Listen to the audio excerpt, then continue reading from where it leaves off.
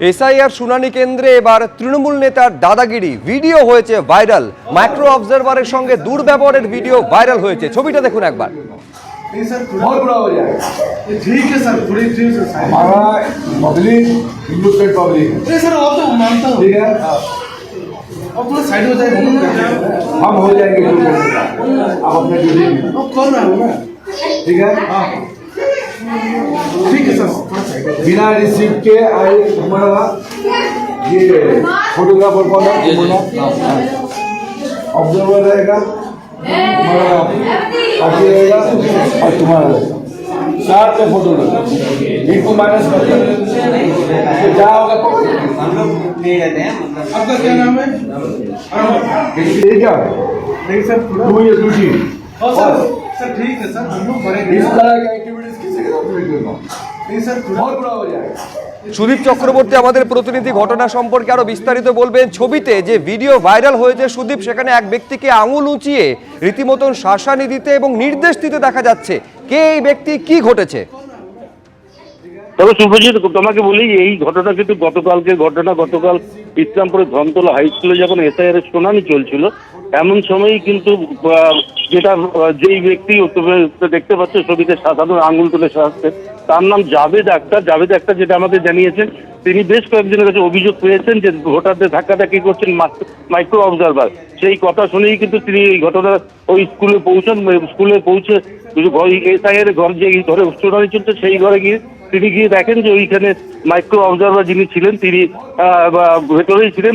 তিনি কিন্তু তখন বলেন যে আপনি যে দুর্ব্যবহার করছেন এটাতে আপনি করতে পারেন না, এবং আঙুল তুলে তাকে শাসানও দিচ্ছিলেন। এমন ঘটনা কিন্তু প্রকাশ্যে এসছে এবং ভিডিও ভাইরাল হয়েছে। এরপরে কিন্তু আমরা যোগাযোগ করেছিলাম মাইক্রো অবজারভারের সঙ্গে। তিনি কিন্তু আমাদের ক্যামেরার সামনে আসতে চাননি এবং তিনি আমাদের কিছু জানাবেন না বলে জানিয়ে দিয়েছেন। পাশাপাশি তোমাকে বলবো যে এই ঘটনা কিন্তু নিন্দা করেছে বিজেপি।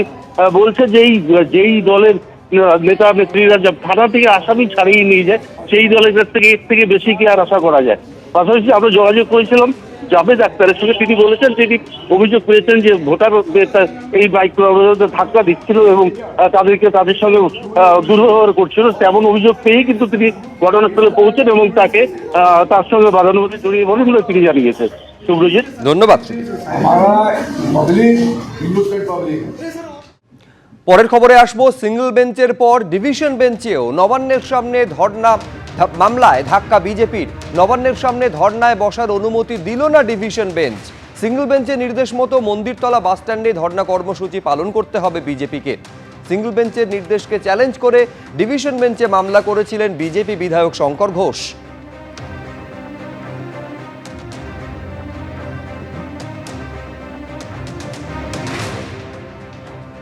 আসি পরের খবরে। তিলজলায় আচমকাই অগ্নিকাণ্ড, 4 থেকে 5টি ঘরে আগুন লেগে যায়। আগুন দ্রুত ছড়িয়ে পড়তে থাকে, শর্ট সার্কিট থেকে অগ্নিকাণ্ড এমনটাই জানা গিয়েছে। সুকান্ত মুখোপাধ্যায় আমাদের প্রতিনিধি সরাসরি রয়েছেন আমাদের সঙ্গে। সুকান্ত, কি ঘটেছে, এখন কি অবস্থা? দেখো, এই মুহূর্তে আগুন পুরোটাই নিয়ন্ত্রণে এসে গিয়েছে। দমকলের 2টি ইঞ্জিন তারা কিন্তু ইতিমধ্যে এই আগুনকে তারা পুরোপুরি কাবু করে ফেলেছে।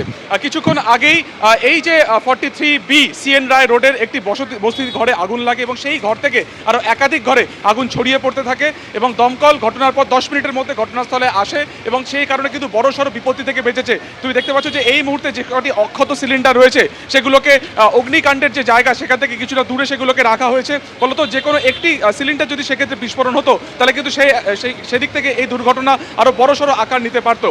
এবং দমকল সূত্রে যেটা খবর যে কোনোভাবে শর্ট সার্কিট থেকে একটি ঘরে প্রথমে আগুন লাগে এবং সেখান থেকেই অন্যান্য আরো একাধিক ঘরে আগুন ছড়িয়ে যায়। সব মিলিয়ে 5 থেকে 6টি ঘর সেটা কিন্তু ক্ষতিগ্রস্ত হয়েছে। দেখতে পাচ্ছ যে অত্যন্ত ঘিঞ্জি এই জায়গাতে এই আগুন যদি বড়সড় আকার ধারণ করতো তাহলে কিন্তু একটা একেবারে বড় দুর্ঘটনা সেক্ষেত্রে ঘটতে পারত। গোটা এলাকা আপাতত বিদ্যুৎ বিচ্ছিন্ন করে দেওয়া হয়েছে এবং যে ঘরে আগুন লেগেছে মূলত শর্ট সার্কিট থেকে লেগেছে বলেই কিন্তু দমকল সূত্রে প্রাথমিকভাবে তারা মনে করছে। ইতিমধ্যে তিলজলা থানার পুলিশ তারা ঘটনাস্থলে এসেছে এবং এই আশপাশে যত বসতি রয়েছে সেখানে যাদের মানুষজন রয়েছেন তাদেরকেও কিন্তু দূরবর্তী জায়গাতে তাদেরকে সরিয়ে নিয়ে যাওয়া হয়েছে এবং আগুন এই মুহূর্তে সম্পূর্ণ রকমভাবে কন্ট্রোলে। পকেট ফায়ার কোথাও রয়েছে কিনা সেটা দেখা হচ্ছে। তুমি দেখতে পাচ্ছ যে এই ঘর থেকেই মূলত কিন্তু আগুন মূলত ছড়ায়। পুরো খাট থেকে শুরু করে আসবাবপত্র সবটাই আপাতত কিন্তু পুড়ে ছাই হয়ে গিয়েছে এবং সেখানে কোনো পকেট ফায়ার রয়েছে কিনা সেটা দেখা হচ্ছে। ফলত একাধিক যে সিলিন্ডার রয়েছে সেগুলোকে দূর জায়গাতে যাতে সেগুলোকে সরিয়ে নিয়ে যাওয়া হচ্ছে। একবার জানার চেষ্টা করব। আচ্ছা, প্রচুর সিলিন্ডার এখান থেকে total number of 11 cylinder remove from the spot. এবার শিডিউল্ড কোন ঘরটা দিয়ে না যারা বার করেছে 4-5 দিয়ে বেড়েছে। এইবার ব্যাপার হচ্ছে ওয়ান অফ দমকল কি সঠিক সময় আসেনি? না ঠিক সময় এসছে, কিন্তু তার আগে লোকাল প্রত্যেকটা জিনিস চেষ্টা করে প্রত্যেকটা বাড়ি থেকে গ্যাস সিলিন্ডার বার করে আমরা বাইরে বার করেছি। উনি যে বলছেন এই বাড়ি থেকে বেরিয়েছে, এই বাড়ি থেকে একটা সিলিন্ডার বেরিয়েছে, ওনারা তাও বার করেননি, আমরা নিজেরা বার করেছি এটা। Cause of fire cause of fire আমরা এটা জানি না, এটা সামহাউ সার্টেন কোনো কিছু দিয়ে লেগেছে। এবার ফরেন্সিক রিপোর্ট হলে জানা যাবে। কতগুলো ঘর ড্যামেজ হয়েছে, কেউ আটকেছে? না, কেউ ওয়াটে না, নন অফ ইনজুরি রিপোর্ট। আগুন বেরোচ্ছে, আপনি দেখুন একবার। কথা বলছি জানেন, আগুন বেরোচ্ছে এখানে কাজ করছে। ওই এইটাই বেরোচ্ছে, ওইদিকে আগুন বেরোচ্ছে। 4 থেকে 5টি ঘরে ইতিমধ্যে আগুন লেগেছে। 11 থেকে 12টি সিলিন্ডার সেগুলো কিন্তু অক্ষত অবস্থাতে উদ্ধার করা হয়েছে। আশপাশে যে কটি রুম রয়েছে প্রত্যেকটা রুম থেকে কিন্তু আলাদা করে এই সিলিন্ডার বার করা হয়েছে। ফলত এই জায়গার মধ্যে কোনো সিলিন্ডার যদি সেক্ষেত্রে বিস্ফোরণ ঘটতো তাহলে কিন্তু গোটা এরিয়াতে আরও বড়সড় দুর্ঘটনা ঘটতে পারতো। তুমি দেখতে পাচ্ছ যে যারা স্থানীয় বাসিন্দারা রয়েছেন তারাও যেটা বলছেন যে তারাই সিলিন্ডার প্রত্যেকটা ঘর থেকে তারা বাইরে বার করে দেন এবং পরবর্তীকালে দমকল এসে আগুন কন্ট্রোলে করেছে। কিছু জায়গা থেকে পকেট ফায়ার বেরোচ্ছে। দমকলের ইঞ্জিন তারা যেমন আগুন নিয়ন্ত্রণে এনেছে, তেমনই সাধারণ মানুষ তারাও কিন্তু যথেষ্ট তৎপর এই আগুন নিয়ন্ত্রণে আনার ব্যাপারে। সুকান্ত, ধন্যবাদ।